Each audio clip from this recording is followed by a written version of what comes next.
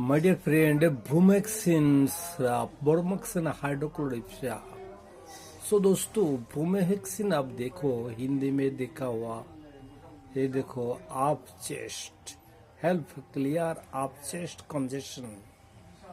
तो जिसका आप चेस्ट कंजेशन, सांस फूल रहा है, सो दोस्तों उसके लिए ये ब्रोमेक्सिन हाइड्रोक्लोराइड सिरप ब्रोमेक्सिन आपको जरूरत।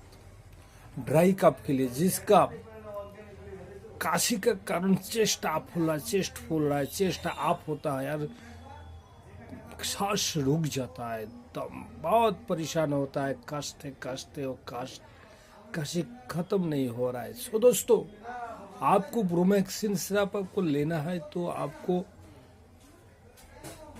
ये ओरिजिनलिटी आपको देखना है। सो दोस्तों, ये देखो 100 ml ब्रोमेक्सिन